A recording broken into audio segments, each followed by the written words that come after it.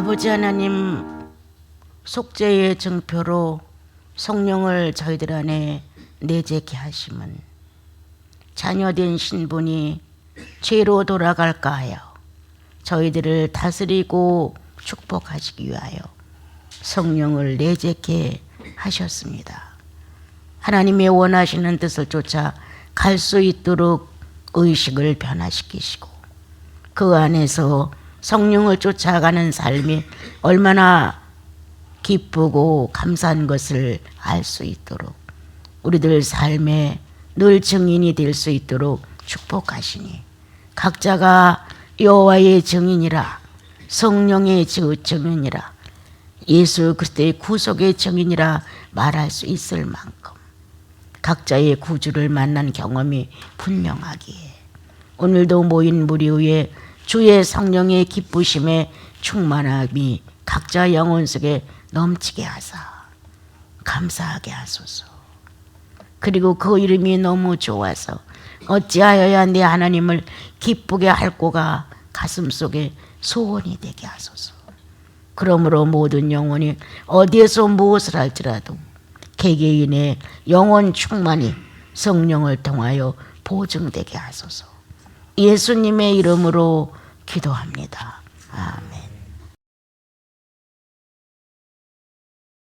이렇게 이제 사건이 우리 주위에서 좀 힘들다 이런 것들이 이렇게 나타나게 되면 사람들은 이걸 자연스럽게 받아들이기보다는 왜 그런가 이렇게 말하면서 이제 이게 말세의 징조가 아닌가? 이거 예수님 오시는 어떤 현상이 아닌가? 이렇게 이제 여러 가지로 신앙편 어떤 종교성을 가지고 거기다가 살피게 됩니다. 저는 이렇게 생각합니다. 성령을 모신 자는 시대에 흔들리지 않는다. 그 성령은 나보다 수천 배, 백 배의 감지력과 영혼을 사랑하시는 능력과 지혜가 있고 하나님의 온기는 하나님 자신으로부터 출발해서 구원받은 자녀 안에 그대로 탯줄처럼 함께하고 있음을 통해 어떤 사건이 급히 일어난다면 주님은 전달할 것이다. 이러한 내 작은 마음은 성령과 교통은 하나님의 실존인데 이 성령과 교통을 이루는 하나님의 자녀들은 하나님의 실존 자체 안에서 어느 날 갑자기 죽어서 천국 가는 게 아니라 영생 안에 존재한다. 하나님을 의식할 수 있다는 것, 영생 안에서의 일이다. 그분을 통하여 뭔가 내가 하나님의 자녀라는 자체에 조금은 긍정을 한다. 어느 때는 메마르고 어느 때는 감각이 없고 어느 때는 사모의 마음도 없지만 기본적으로 구속이 확실한 사람들 안에는 내가 믿음으로 뭘 붙들어서가 아니라 하나님이 나를 붙들고 계시기 때문에 그러한 연결적인 내 마음 안에 하나님의 의식이 살아 있습니다. 그래서 절대 의인은 함부로 요동하지 않습니다. 언제 주님을 만날지, 오늘 만날지, 내일 만날는지 어떤 정해진 시간의 약속이 아니고 언제든지입니다. 영생은 언제든지. 언제든지 그 안에 존재합니다. 그런데 우리 기독교들이 조금 잘못된 건 죽으면 천국 가는 게 영생으로 낙찰을 보게 됐습니다. 죽으면 천국 가는 것으로 만약에 낙찰이 됐다면 이 세상 살아가는데 변화 없습니다. 아무렇게나 살다가 내 고집대로 내 원함대로 내가 좋아하는 걸 찾아 마음껏 즐기고 마음껏 성취해보고 그리고 죽으면 천국 가면 끝이다. 이렇게 마음을 갖게 되면 내 뇌는 작동하지 않습니다. 하나님을 지향할 수 있는 뇌가 돼야 되고 뭔가 이 뇌는 내가 의인이라는 새로운 표징을 표현해야 됩니다. 그런데 그렇지 않고 죽으면 천국 가 이런 식의 정말 아주 무지한 해답을 갖고 산다면 이 땅에서 변화될 과정이 하나도 없습니다. 뭐 아무렇게나 그렇게 그럭저럭 그래도 내가 저 사람보다 낫고 그래도 내가 이 사람보다는 낫고 그래도 나라는 한 사람은 내가 평가한 대로 우수한 사람이 되어 있습니다, 여러분. 정작 가장 중요한 건 하나님은 살았다고 말합니다. 나와 여러분이 살았다는 의식이 분명하면 영생은 존재하는 겁니다. 그 영생이 존재한다고 하는 것은 하나님과 나 사이에 소통이 된다는 거예요. 그리고 그냥 하나님 없는 시대의 한 사람으로 지구상에서 그냥 활동하는 게 아니라 하나님을 모신 한 사람으로 같이 직결된 관계를 맺고 있는 이런 의미의 삶을 살기 때문에 영생은 어느 날 죽어서 천국을 딱 들어가는 게 아니라 예수 그리스도가 내 구주가 되는 순간에 이미 우리는 영생이 존재하고 있는 것이다. 왜? 성령은 내 안에서 하나님의 존재를 의식하게 하셨다. 성령은 내 안에서 죄인인 것을 깨닫게 하셨다. 성령은 내 안에서 그리스도가 나를 위하여 십자가의 못을 박았다는 사실을 믿게 만드셨다.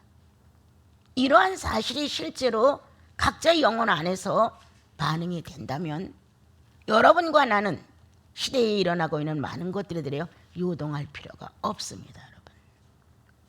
그분과 나의 삶이 일치되는 삶의 진실이 있다면 영생 안에서 눈을 잠깐 감는 것일 뿐이야, 죽음이라는 것은.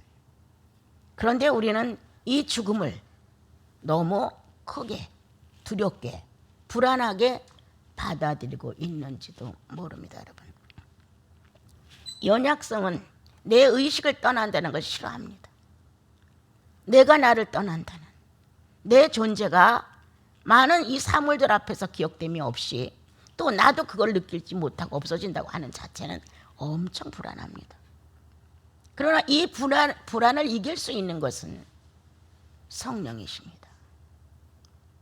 함께 존재하는 삶의 의식이 나누어질 수 있는, 거기에서 나와 여러분을 초연하게 붙들 수 있는 것은 구세주의 구원이십니다. 많은 사람들이 무슨 일이 일어나면 전화를 합니다. 이거 세상 끝 아니에요? 어떻게 내다보고 계세요? 뭐 어떤 여러 가지. 그렇지만 나는 그게 무슨 말이요? 세상에 어떤 변화가 와도 영생 안에 존재하고 변화가 안 와도 영생 안에 존재하고, 왜 그렇게 성도들이 사건에 민감해서 요동을 하고, 어차피 100세 안에 세상 뜰 거 조금 일찍 간다고 뭐가 그렇게 크게 다르고, 조금 늦게 간다고 해서 뭐가 그렇게 다른 게 있어. 중요한 건 구세주를 만났는데 그 구세주와 어떻게 연관을 맺고 살다 가느냐가 소중하지. 연수가 길다고 해서 성공했어? 오래 살아가지고 축복이었어? 그건 아니다. 연수가 길든 오래 살든 그리고 건강해서 그랬어? 그것도 아니라는 거. 그래서 구원은 나와 여러분에게 엄청난 평화를 유지하게 하시고 어떤 사건이 오면 아주 민첩하게 판단할 수 있게끔 하시죠. 나와 여러분의 판단은 겁이 먼저 들어옵니다. 어떻게 될 거야 이거? 겁이 먼저 들어오고 혹시 이거 내가 불행해지는 거 아니야? 이렇게 나를 두렵게 만듭니다. 그러나 내 안에 존재하는 하나님의 의식은 나를 평화롭게 붙듭니다. 지금도 존재하고 내일도 존재하는 하나님 자신의 실존을 자녀들에게, 구원받은 여러분과 나에게 인식을 시키게 해주십니다. 이제 나는 정치도 모르는 사람이 관심이 없어요. 누가 어떻다 이런 거에 대해 전혀 내 평생에 한 번도 얘기해 본 적이 없는 것 같아요. 예. 또 어떤 희귀한 일이 이루어져도 그것이 이루어지기 전에 미리 조금 알아지니까 기도할 뿐이지 그게 이렇다 저렇다 이렇게 말하지도 않아요.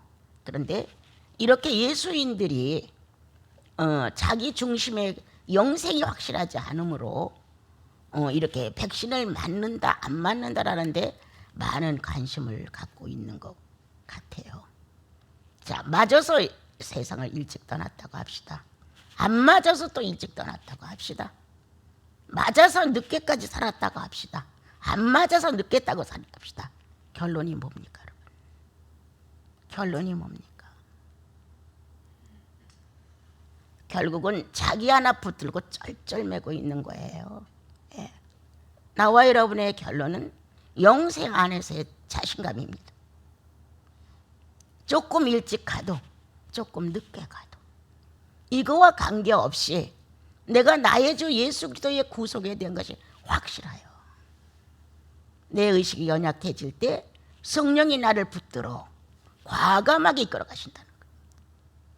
그래서 하나님의 사람들이 세상을 뜰 때 주님을 찬미한다든가 하나님을 사랑한다 안되든가 감사하고 안되든가 여러 가지 예수님과 일생을 같이 한 표적을 언어로 남기고 떠납니다. 그래서 그런 죽음을 지켜보던 하나님의 사람들이 야 정말 예수 믿고 세상 뜨는 게 저런 것이로구나 할 정도로 나는 예수 믿는 나와 여러분이 세상에서 일어나고 있는 여러 가지 문제로 인하여 요동하지 않기를 바랍니다. 조금 덜 살면 어때?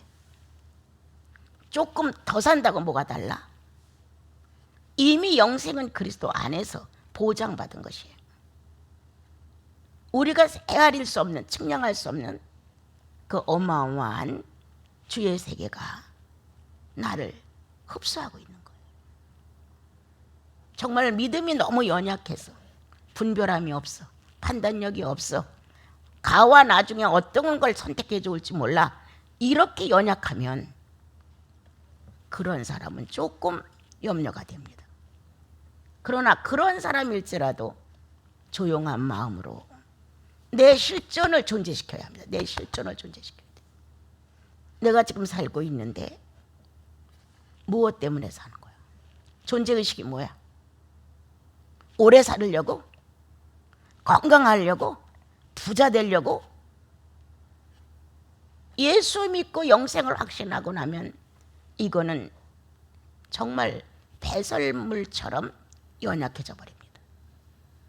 어떻게 바르게 사는 건데 예수 그리스도를 구주로 모시고 나면 어떻게 바르게 살까? 어떻게 하나님의 실존을 내가 드러낼까? 어떻게 하면 내 삶의 표현이 그리스도의 능력이 될 수 있을까? 연약한 자에게 힘을 주고 외로운 자에게 동무가 되어주고 배고픈 자에게 떡덩이가 되어주고 무언가 내가 살았다는 실존은 예수화되어야 된다. 예수화. 이거를 위해서 나는 조금 더 살 필요가 있겠지.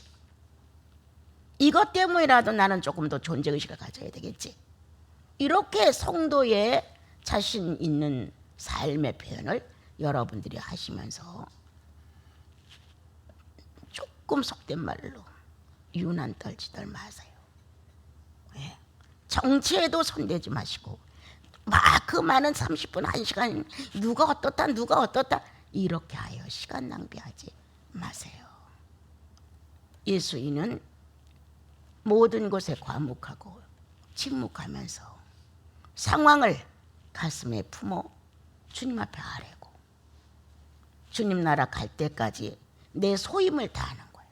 내가 할 수 있는 분량의 모습을 주님 앞에 항상 기도할 수 없는 분위기와 환경이라면 걸어다니면서도 기도하고 조금은 틈을 내어서 주님께 보여드릴 수 있는 시간이 있다면 무릎도 한번 가볍게 탁 꿇어서 주님을 사랑한다고 고백도 해보고 살아온 과정이 너무 고마워서 감사하다고 애교 떨어보고 이렇게 실존하시는 주님과 내 삶의 연결을 가지고 충만한 삶을 표현하게 되면 나와 여러분은 죽음이라는 건강이 나쁘다는 가난하다는 무식하다는 이러한 모습의 내 모습을 가지고 문제 삼지 않습니다. 내가 예수 믿기 전에 사람들 앞에서 엄청 내가 초라했습니다. 학문에 대해서도 초라해. 재물에 대해서도 초라해. 외관상 가지고 있는 몸의 모습도 초라해. 몽땅 초라했어요. 살아갈 의미가 없을 만큼 나는 내가 초라함을 느꼈어요. 그래서 사람 있는 데 가기도 어렵고 어떻게 말을 꼭 저게 정답이 아닌데 이 말을 꼭 해주고 싶은데 내 생긴 모습을 보고 야, 네 주제나 알아라 이럴 것 같아서 입도 못 열어보고 그렇게 초라한 내 모습을 가지고 살았단 말이에요. 그런데 예수 그리스도를 구주로 모시고 나니까 너무 당당해. 너무 떳떳해. 아무리 학문을 많이 배우고 지식이 있다 할지라도 하나님의 지식에 미칠 자가 누구냐. 성령으로 경험하고 탄생된 이 체험을 누가 이걸 얘기할 것이냐. 난 어마어마한 지식을 가졌다고 느낀 거예요. 이야, 정말 대단하다. 이 무서운 지식이 어떻게 내 뼈야 내 살이야 이런 말을 자신 있게 아담이 하와를 보고 내던질 수 있었단 말이냐. 이러한 성경을 보면서 내 지식의 초라함이 없어졌어요. 그때부터 나는 어떻게 하면 예수를 바로 아느냐. 그게 내 전 재산 끌어모으는 운동이었어. 내 인생 다 팔아가지고 예수 한 분을 바로 아는 거였단 말이에요. 장수도 어제도 생각하다가 이야, 내가 요한 장로님을 만나 그 지게다 나를 지고 그 산속으로 돌아다녀 주었던 시절이 내게 있지 않은가. 뭘 따라 내가 그렇게 했던가. 나이 먹은 여자가 외간 남자의 등에 지게에 달려서 뭐가 그렇게 급해서 뭐가 그렇게 필요해서 나는 그렇게 했던가. 이런 과거를 조금 생각하면서 예수, 이분이 그토록 중요했다.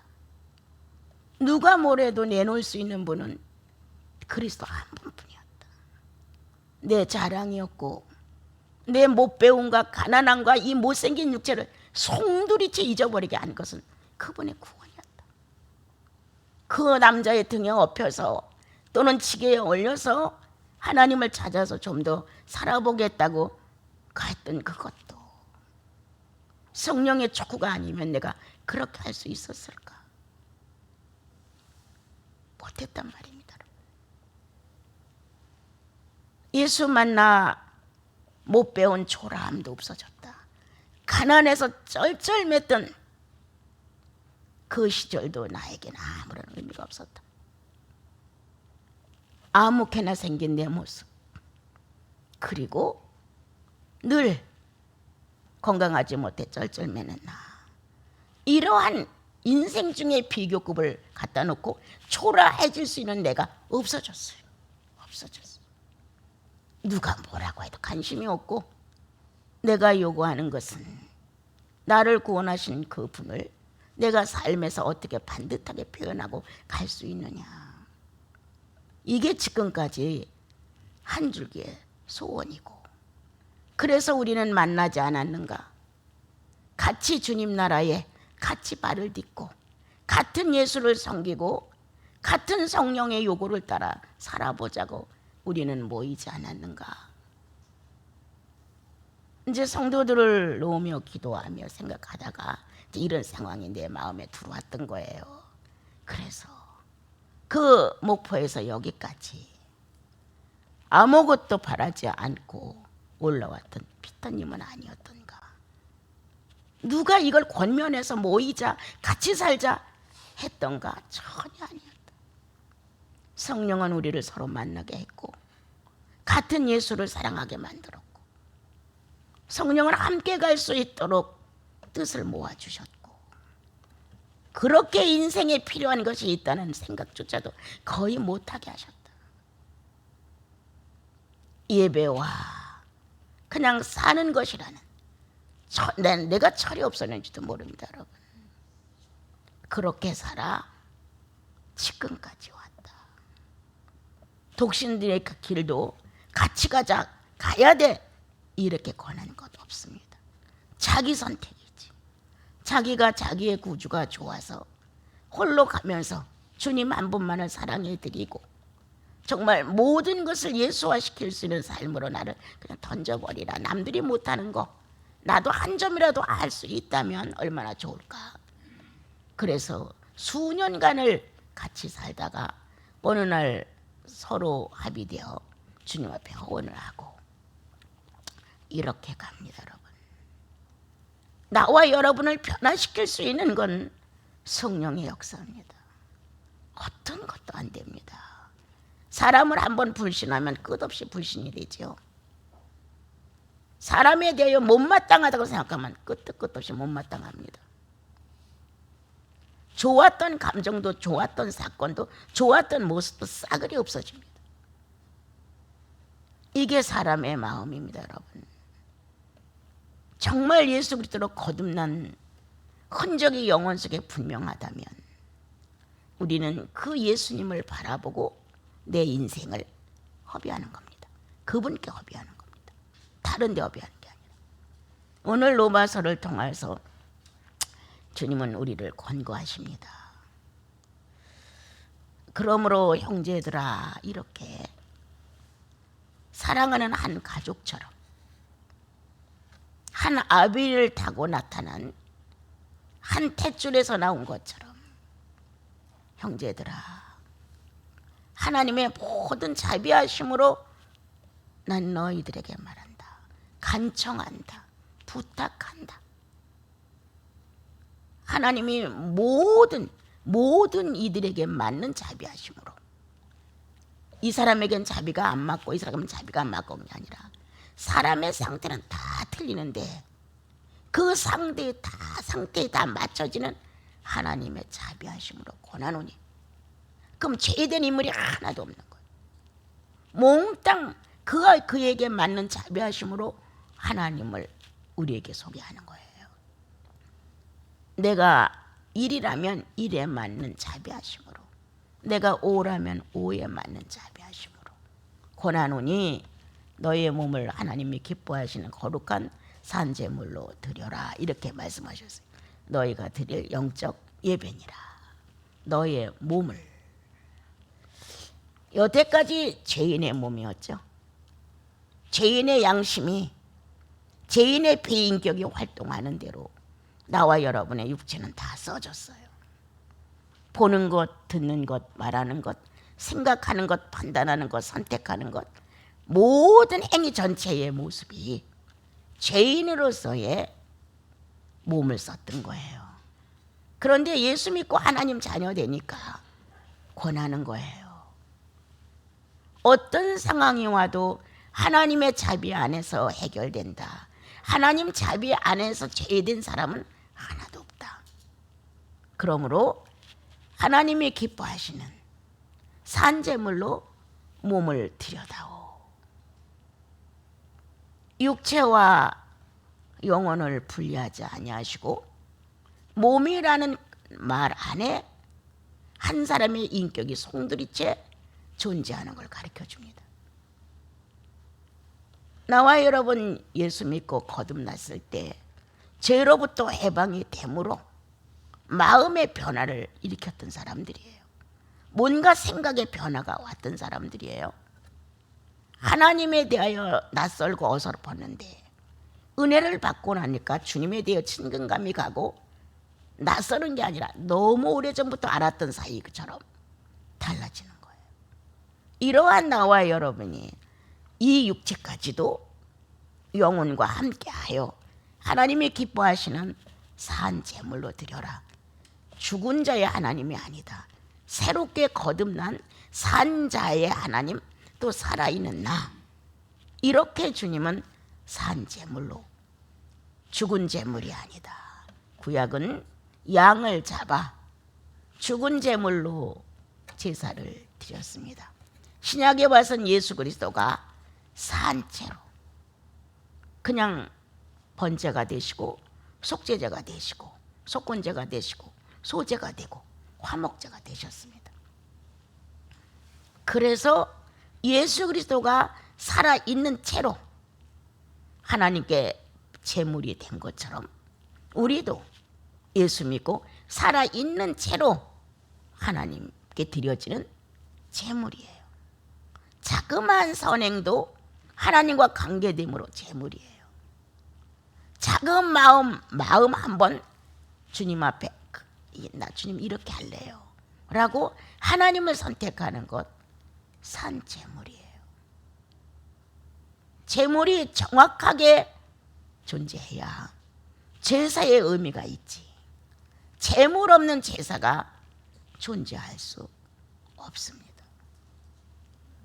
거듭난 나와 여러분의 사생활은, 그리고 그 사생활을 표현할 수 있는 성령이 가담하여 나와 당신은 같이 살고 있어 라고 모든 촉각에 역사하시는 그분은 나를 제물로 놓으신다. 나와 여러분은 아담을 통하여 전수받은 자신을 위한 자아가 엄청 강합니다.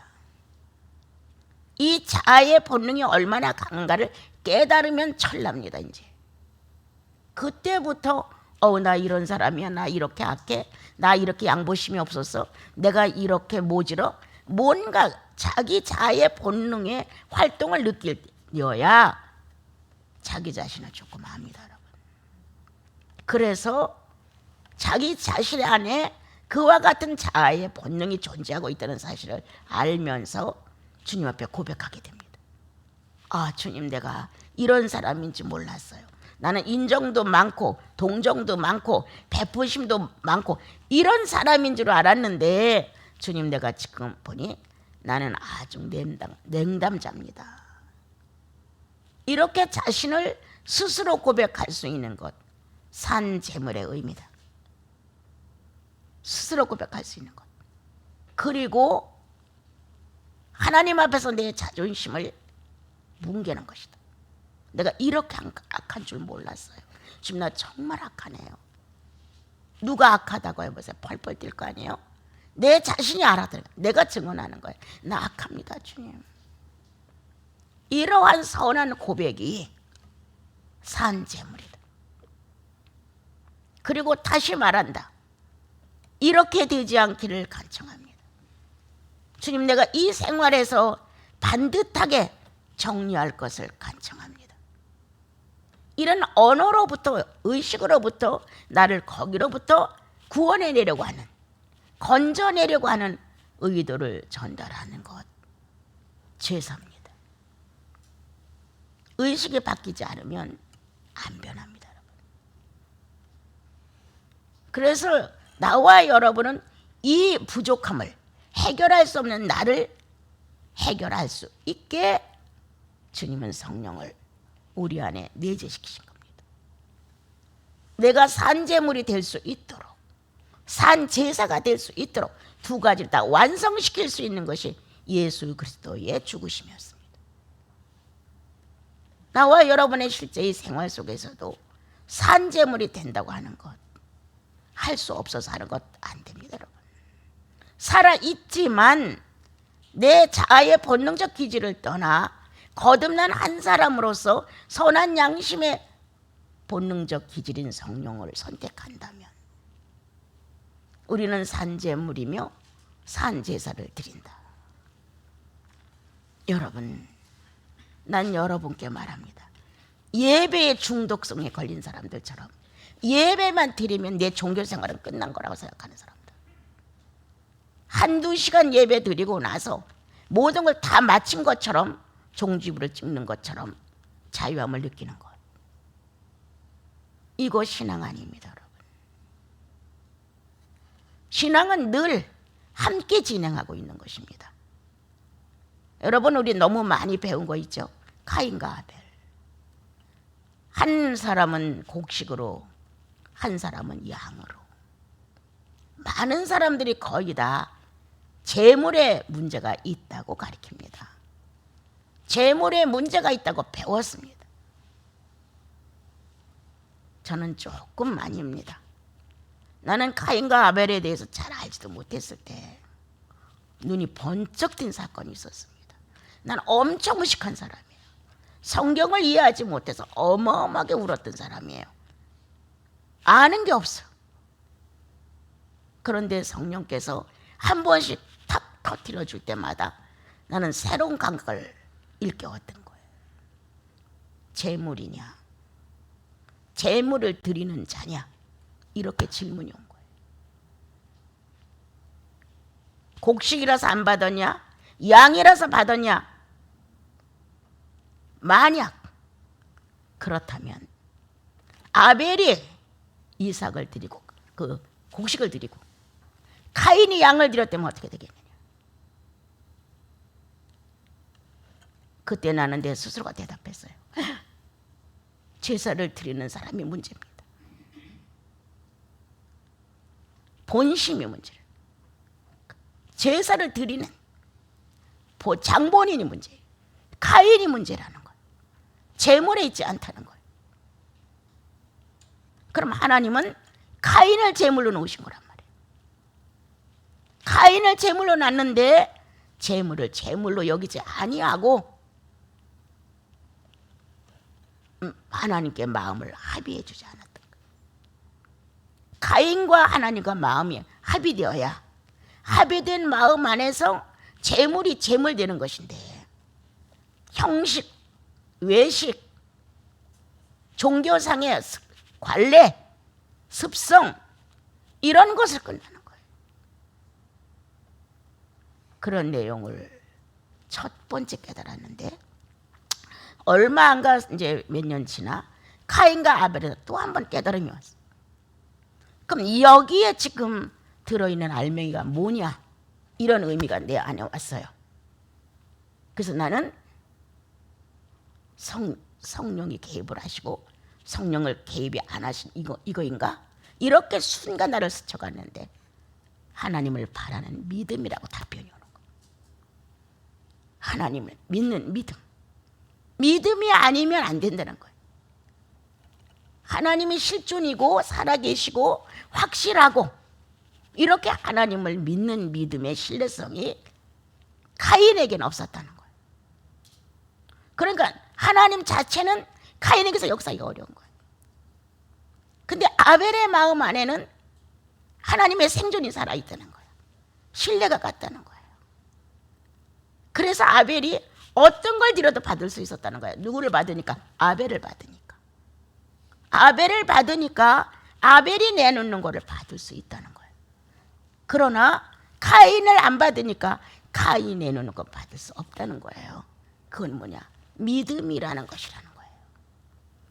그리고 다시 이 믿음을 하나로 인격화시킬 수 있는 게 성령이시라는 거예요. 왜? 내 인격을 존중하는 그분의 동의가 내 인격을 존중해서 내가 동의하는 그 인격을 원하신다는 거예요. 그냥 무력적으로 난 하나님이야, 난 이렇게 해줘야 돼, 난 이렇게 만족해, 이런 게 아니라는 거예요. 하나님께서 사람을 만드시고 같은 격가치를 나누기 위해서 축복을 하셨다는 거예요. 오늘 나와 여러분, 제물, 제사, 구약은 양을 잡아서 놓는 예물이 있고 제사장이 제사를 드렸어요. 그러나 신약은 예수께서 이것을 하나로 정리를 하셨죠. 그러므로 나와 여러분의 실제의 실천적 삶의 생활이 뭐예요? 예? 제사예요. 실천적 삶을 살려면 내가 희생해야 돼요. 가인이 원하는 본능대로 행하지 아니하고 하나님이 존재하니까 하나님이 존재한다는 신뢰를 가지고 내가 하나님 편에 서게 되면 거룩한 제사죠. 거짓말하지 마라, 욕심 부리지 마라, 이거 쓸데없는 말이야. 이 영혼 안에서의 움직임이 와야 거짓말도 안 하고 욕심도 안 부리고 타산도 안 하고 인색하지도 않고 이래지지. 이 가슴 안에서 변화가 안 일어나는데 그게 그 권면이 들어오지를 않아요. 당신은 악하다, 당신은 이렇게 하는 게 아니다, 당신은 믿음이 없다. 아무리 소용없어요 여러분. 개개인이 자기의 구주를 만나 1대1로 마음을 합쳐봐야 돼. 어떤 수고가 지나가더라도 한 번쯤 뻥 가슴이 뚫려 봐야 거기서 샘솟는 새로운 의식이 나를 변화시키지 다른 걸로는 변화가 되지 않습니다. 오늘 바울 형제님은 우리들에게 아주 좋은 말씀을 가르쳐 주시면서 영적 예배다, 영적 예배로 틀리지 않다, 별다르지 않다, 유별나지 않다 이 말이에요. 뭐가 영적 예배예요? 바른 마음을 가지고 사는 거예요. 바른. 예수 믿고 구원받았으니까 예수의 의식으로 그리스도가 어떤 분이었는가에 대하여 설명을 들었단 말이에요. 우리는요. 그래서 나를 구원하셨다는 것, 그리고 내 안에 성령이 존재한다는 것 다 알았단 말이에요. 그러므로 이렇게 현실에서 예수인답게 그냥 사는 것, 평범하게 들레지 말고 소리치지 말고 잘난 척하지 말고 아벨처럼 믿음이 있어 하나님을 기쁘게 해드리고 필요한 것이 뭔지 자신을 희생하여 제물로 삼고 이렇게 하는 것이 영적 예배니라. 막 영적 예배 드린다고 박수치고 막 찬양하고 기도하고 난리를 펴도 별거 없어. 사생활로 돌아오면 0.1도 인격이 안 변해. 그대로야. 10년 전에 내 모습 그대로야. 20년 전에 내 모습 그대로야. 안 변해. 눈을 떠서 하루를 생활하면서 제일 먼저 큰 의식은 주님의 존재성이죠. 오늘 하루도 그분과 함께라고 시작을 한단 말이에요. 그 살다 보면 내 감정을 꿈틀거리게 하는 일이 한두 가지가 아니죠. 내 생각을 막 몰아치는 게 한두 가지가 아니죠. 그런데 여기서 나는 어떻게 발산하느냐. 자연스럽게 주님과 함께 있다는 현존감 속에서 평범하게 사는 거다. 주님이 내 집에 오셨으니까 큰 소리 내겠어요? 못하잖아요. 막 얼굴을 검게 하고 기분 나빠하고 막 혈기등등 이거 하기 어렵잖아요. 주님이 오셨으니까. 그러니까 주님과의 사생활이에요. 영적 예배니라 주님과의 사생활이다. 분노가 치밀어 올라와도 조금은 자제하고, 성령은 자제의 인격을 갖고 계시거든요. 자제하고 뭔가 못마땅하고 내 편에서 봤을 때 아니라고 해도 성령 안에서 살펴보고 이러한 삶이에요. 그냥 이렇게 사는 게 영적 예배다. 박수치고 찬양하고 기도 땀 빠지게 해놓고 양심을 그대로 잘라버리는 거, 이게 무슨 영적 예배냐. 아무리 예수 바르게 믿으라고 1000번 만번 권면해도 안 된다. 내 안에 오신 성령을 찾아가 여러분들이 그분과 만나십시오. 그럼 영적 예배가 뭐니? 이제 뒤에 쭉 나오는데, 여러분 예수인답게 실천하는 삶입니다. 그래서 그게 그냥 사생활이라는 거예요. 우리는 사마리아 사람 얘기를 잘 알잖아요. 다 그냥 지나가. 그런데 사마리아 사람이 그를 데려다가 치료를 해줬어요. 누가 이웃사랑이냐? 강도를 만난 그 사람에게 누가 이웃이야? 제사장이 이웃이야? 레위인이 이웃이야? 그를 치료하고 주막에다가 맡겨준 그게 이웃이 아니냐. 얼마나 멋진 하루예요. 그죠? 선행을 그냥 자연스럽게 할 수 있는. 근데 우리는 제사장이라는 직분을 갖고 살면서 피해가요. 레위인이라는 명칭은 좋은데 실천 안 해요. 하나님 사랑하고 이웃 사랑하는 것 나하고는 거리가 먼 거예요. 그래서 영적 예배가 없는 거예요. 하루에 1시간씩 예배드리고 성경 보고 2시간 기도하고 이거 영적 예배 아니에요, 여러분. 이거는 종교의 습관이에요. 그래서 나와 여러분이 이 예수 믿어가는 거는 자연스러운 평범이에요. 예, 목마른 자에게 물 주고. 내 옛날에, 지금은 아닙니다. 집집마다 대문을 잠가 놓잖아요. 집집마다. 거지가 어디로 갈까? 저렇게 문을 잠궈 놓으면 이 거지들이 어디로 가서 밥을 달라고 하겠냐고요. 나 어렸을 때 가끔 거지가 와서 밥 달라고 그랬어요. 그러면 우리 엄마는 쫓아가면서 줘요. 갔는데도 불구하고 어디 있나 찾아가지고라도. 나는 그게 굉장히 싫었어요. 우리는 대문이 없었어요. 그런데 서울에 올라와 보니까 다 대문이 있는 거예요. 거기다가 그지들이 어떻게 얻어먹고 살지. 그게 고민이었어요. 그러다 이제 교회를 다녔는데 도둑들이 와서 앰프를 띄어간다고 교회 문을 또 닫는 거예요. 아니 성도들이 급할 때 어디가 기도해. 교회 문을 열어놔야. 얼마나 가정 불화가 많아서 옛날엔 싸움이 너무너무 컸어요. 피난처가 교회란 말이에요, 성도들은. 그런데 교회를 다 잠궈 놓는다고요. 그거 훔쳐간다고. 그쪽 편에서 말하면 그것도 또 맞아.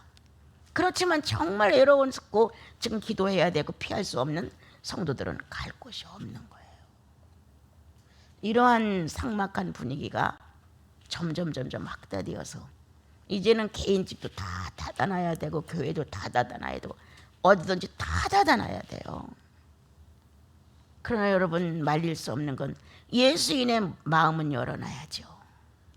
예수인의 대문만은 잠가줘서는 아니 되죠. 오늘 영적 예배니라. 문을 잠그지 마라.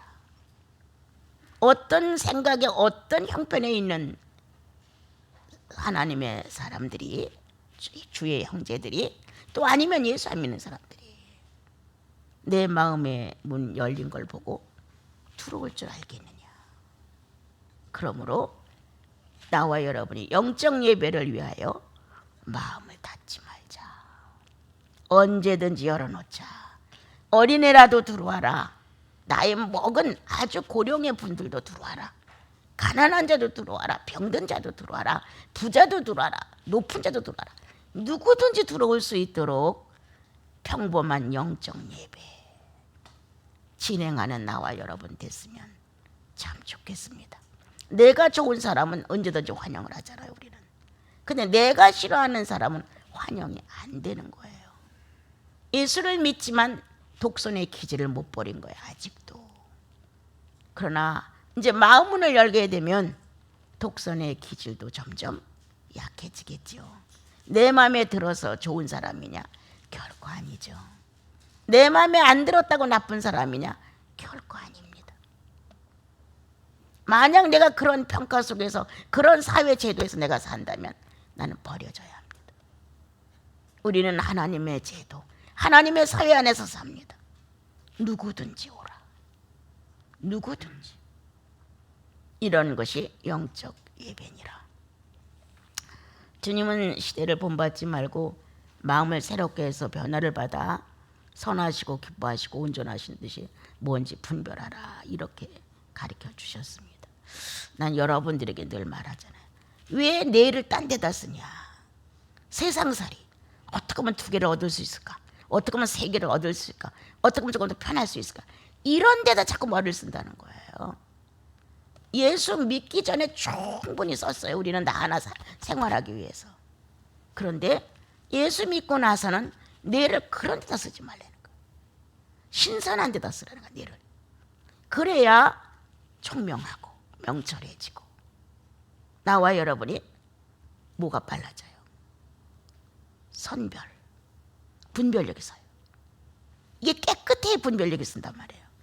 그래서 선택의 능력이 행해지는 거예요. 그런데 우리는 예수 믿고도 뇌를 신선하게 안 써요. 그저 내가 갖고 싶은 것, 내가 소유하고 싶은 것, 뭔가 내가 얻어내야 되는 것, 여기다 뇌를 쓰다 보니까 영감을 얻어내지 못하는 거예요. 뇌와 마음이 일치된 공감을 가지고 선하게, 깨끗하게, 청결하게 이런 게 움직여질 때 여러분과 나 온전한 한 사람을 이루어갈 수 있는 거예요. 그런데 거기다가 우리 예수 믿고 기도하는 소리 한번 들어보셨어요? 지금은 우리 나시린 수는 많이 변했지만 또 큰 소리 내서 기도하는 수는 없지만 기도하는 거 녹음 한번 해보세요. 일반적으로 다 달라는 거야. 몽땅 다 이루어 달라는 거야. 욕심을 꽉꽉 채우는 거야, 뇌에다가. 이 세상 욕심을 뇌에다 채우는데 어떤 게 신령한 게 나올겠어요? 어떻게 영감을 받아낼 수가 있겠어요? 마음이 원함으로, 세상 물질에 대한 원함으로 꽉 차서 뇌와 합작을 하고 이루어지고 있단 말이에요. 어떻게 여기서 거룩한 진실이 나오겠냐고요. 나올 수가 없어요, 여러분. 오늘도 나와 여러분은 시대를 본받지 말라. 한 것처럼 시대가 어떻게 움직여 가든 우리의 시대는 예수의 시대예요. 나와 여러분의 시대는 성령 시대예요. 이 좋은 시대에 우리가 지금 살고 있거든요. 주님이 여러분과 나에게 왜 평안한 시대를 주었느냐? 바로 예수 믿으라고. 왜 그래도 살아갈 수 있는 육체를 유지케 해주셨느냐? 예수 바로 믿으라고. 이렇게 우리들의 시대는 예수 그리스도 그리고 성령 시대란 말이에요. 이 두 시대를 나와 여러분은 믹사해 가면서 멋지게 살아가는 거예요. 그래서 훗날 주님 앞에 섰을 때 나에겐 소돔성의 시대가 없었습니다. 나에겐 느네웨 시대가 없었습니다. 나에겐 노아 시대를 몰랐습니다. 이렇게 말해야 돼. 얼마나 인간이 악해지면 주님이 심판을 해야 했어요. 이런 새 시대에 어마어마한 심판이 지나가는데 이런 시대를 살아서는 우리는 아니 되죠. 주님이 나와 여러분에게 주어진 시대에 어떻게 살아야 돼요? 성령 시대로 만들어 가야죠. 늘 충만하여 찬양이 나오고 감사가 나오고. 너무 조건이 좋아서 감사합니까, 여러분? 예수 믿은 게 고마워서 감사가 되죠. 그리고 성령이 존재하시기 때문에 언제든지 하나님을 찾을 수 있는 내용이 이 안에 들어있잖아요. 그러므로 나와 여러분은 이 생살이 보암직하고 먹음직하고 탐스러운 선악과의 시대가 우리는 아니다. 예수 믿고 구원받으면 성령 시대로 접어들어서 성령 충만한 시대다. 요한서에 이 생의 자랑과 뭐 이렇게 세 가지가 있잖아요. 그런 시대가 우리는 아니에요. 이제 나와 여러분은 내게서 예수가 존귀하게 되기를 원하는 시대. 나와 여러분이 살아가고 있는 삶에 내가 예수를 대변할 수 있는 시대를 살아야 돼. 예수 믿으려면 저분같이 믿어야 돼. 예수 믿으려면 그 집사님처럼 믿어야 돼. 정말 그분은 성령 충만한 사람. 성령이라면 그 정도는 돼야 돼. 무언가 나와 여러분은 하나님을 인식시켜주는 시대를 살아가야 합니다. 아, 우리 회사의 저 청년은 정말 예수인다워. 이렇게 무언가 사람들 속에서도 예수 믿는 청년 하나가 그 회사에서 모범이 되는 거예요. 그래서 예수 시대를 소개해 주는 거예요. 이러한 나와 여러분의 현실이 됐으면 좋겠고요. 선하시고 기뻐하시고 온전한 뜻을 분별해라 이렇게 하셨어요. 이 분별력을 잃으면 어떤 것도 안 됩니다. 여러분 나이가 먹으면 기억력이 점점 쇠퇴되죠. 그리고 이 날짜의 개념도 연약해져요. 모든 의식 전체가 나이 들은 분한테도 물어보세요. 선명하고 깔끔하지 않아요. 나도 실감하는 사람 중에 하나예요. 그럼 어떻게 하여야 우리가 현실을 살아가면서 이게 노화의 현상인데 이거를 방지할 수 있느냐? 그건 잘 안 됩니다. 이건 늙어감의 현실이기 때문에. 그러나 주님을 사랑하는 마음, 끝까지 하나님의 선하심을 갈망하는 사람, 끝까지 내 마음 안에 가난이 오더라도 병듦이 오더라도 모든 것이 다 어려운 난간에 처한다 할지라도 하나님을 기쁘게 해드릴 수 있는 마음을 가진 사람들. 내가 이렇게 하면 주님이 슬프시지, 내가 이렇게 하면 하나님이 가슴 아프지, 이래서 나를 좀 돌려놓고 그래도 내가 주님을 기쁘게 해드려야지, 이렇게 작은 삶 속에서도 주님을 기쁘게 해드릴 수 있는 사건이 왔을 때 예 라고 한번 멋지게 선택해봐. 여러분 참 힘이 있어요. 그렇게 한번 능력 있게 선택을 하고 나면 다른 것도 쉬워요. 또한 이렇게 이 온전하다는 것, 그렇죠? 실천 없는 것은 온전하지 않아요. 아무리 이상으로 신앙을 그리워하고 아무리 기도 많이 해서 현상을 만나고 아무리 찬양을 해서 감동이 있어도 실천 상황 중에서 실천에 미달이 되면은 온전하지 않아요. 감정은 한계를 넘어서 얼마든지 높이 뛸 수 있습니다. 그러나 행동은 아니에요. 우리가 기분 좋을 때는 모든 게 다 잘 될 것 같아요. 그래서 이루어지지 않는 건데도 이루어질 것처럼 말해버려요. 남편이 아내에게 쉽게, 아내가 남편에게 쉽게, 자식이 부모에게, 부모가 자식에게 쉬운 말로 이루어질 것 같은 거예요. 그렇게 해놓은 말들 실수가 얼마나 많은지 모릅니다. 다 될 것 같은 거예요. 그런데 현실에 와서 내가 거기에 대해 관심이 없어. 말은 이만큼 해놓고 행동은 이렇게 했는데 실제로 실천하는 거에 대해서는 안 나와. 서로가 불신이 생기죠. 말만 저렇게 하지 뭐. 제가 저게 제대로 될 것 같아요. 안 돼. 이런 식으로 모든 것이 파토가 나는 거예요. 오늘 찬양, 기도, 여러 가지 종교의 의식을 100% 잘한다 할지라도 실천하지 않으면 온전한 뜻을 모르는 것이다. 실천해야만 그것은 온전한 뜻을 이루는 사람이다. 여러분 시간 있으면 거기서 그냥 계속 읽으셔서 12장을 다 읽으면 이런 것이로구나.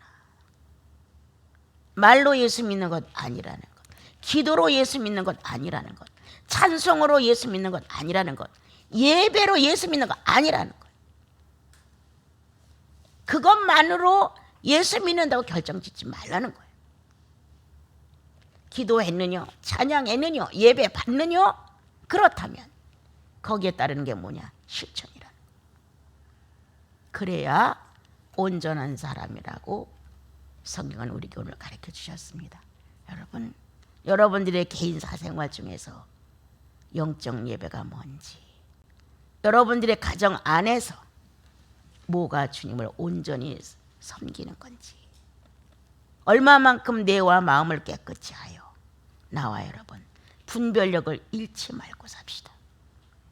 그래서 예수의 사람 끝까지 깨끗하고 총명하고 선했으면 참 좋겠습니다.